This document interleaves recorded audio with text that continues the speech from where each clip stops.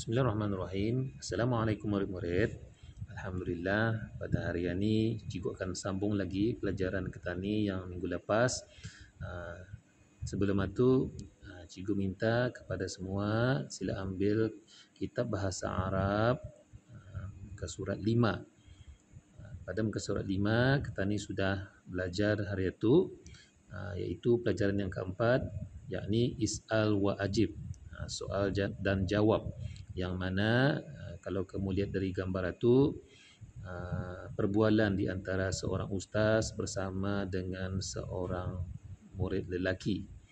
Baik, cikgu bacakan sedikit Mata aidu miladuka, bila awak dilahirkan, fi syahri Maris, pada bulan Mac. Baik, seorang ustaz itu ia bertanya kepada seorang murid lelaki, bagaimana sekiranya ustaz itu tadi bertanya kepada seorang murid perempuan, dan bagaimana pula kalau ustaz itu bertanya kepada dua orang murid, dan bagaimana kalau yang ditanya itu murid yang ramai, sama ada lelaki ataupun perempuan. Baik, jadi pada hari inilah yang akan cikgu terangkan mengenai dengan penggunaan perkataan dalam bahasa Arab jika murid itu perempuan, kemudian jika murid itu dua orang ataupun ramai. Baik, cuba lihat di sana. Kita ni masuk kepada kata ganti yang pertama. Okey, kata ganti pertama maksudnya percakapan direct kepada orang yang akan ditanya tu. Baik, contohnya anta. Untuk ni yang contoh yang tadi, contoh bagi yang dicontohkan pada muka surat 5. Mata aidu miladuka, bila awak dilahirkan. Bermakna guru itu bertanya kepada seorang murid lelaki. Anta maksudnya awak untuk lelaki. Sebab tu digunakan miladuka, ka di sana. Kemudian kalau yang ditanya itu adalah murid perempuan, anti untuk murid perempuan, awak untuk awak.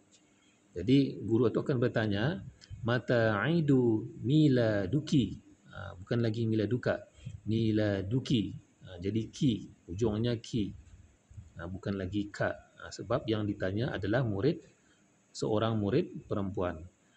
Kemudian kalau ustaz itu bertanya kepada dua orang murid, inda kiralah sama ada murid lelaki dua orang ataupun murid perempuan dua orang, ataupun murid lelaki seorang, murid perempuan seorang, yang menjadikan ia dua, maka hendaklah gunakan dhamir untuk antuma, yakni untuk dua orang. Jadi pertanyaannya akan menjadi mata aidu miladukuma, kerana yang ditanya dua orang murid, sama ada murid lelaki atau murid perempuan.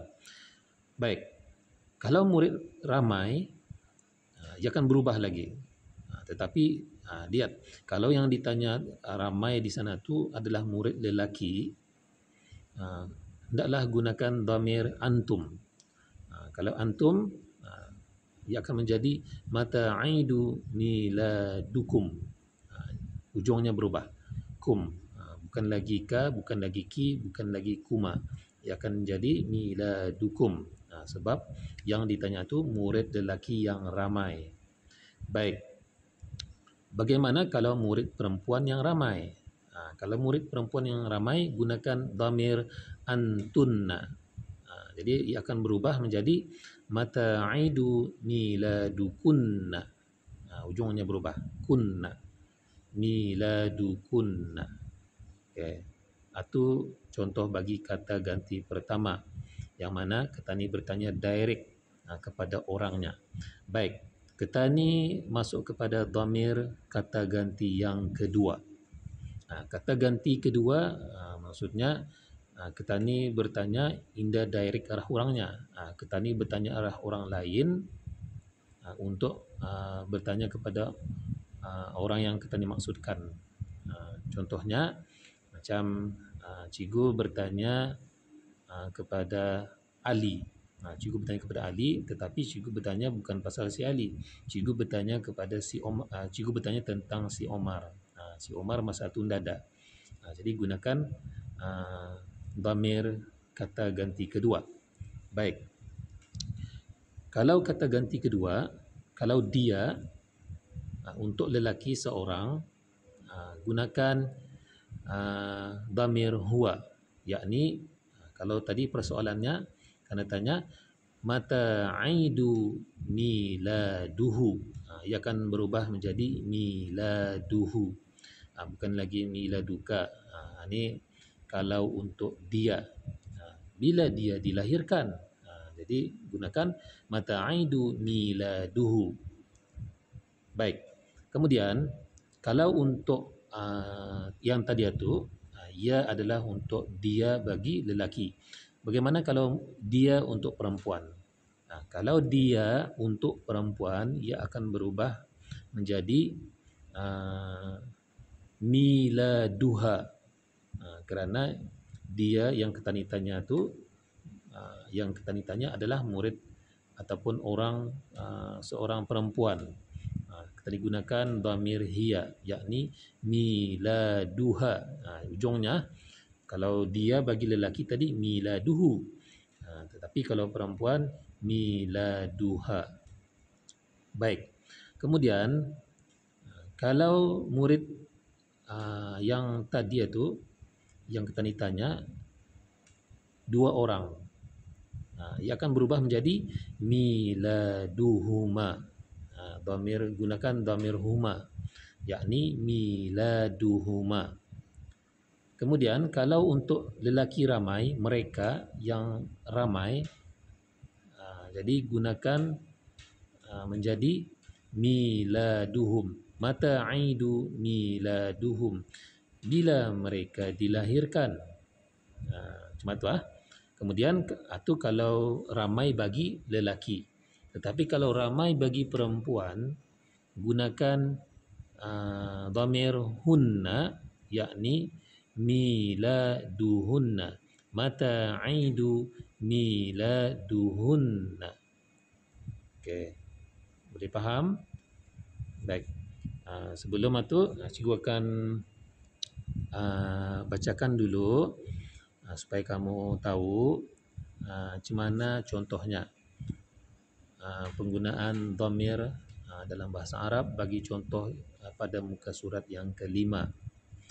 Baik. Anta miladuka, anti miladuki, antuma miladukuma, antum miladukum, antunna miladukunna.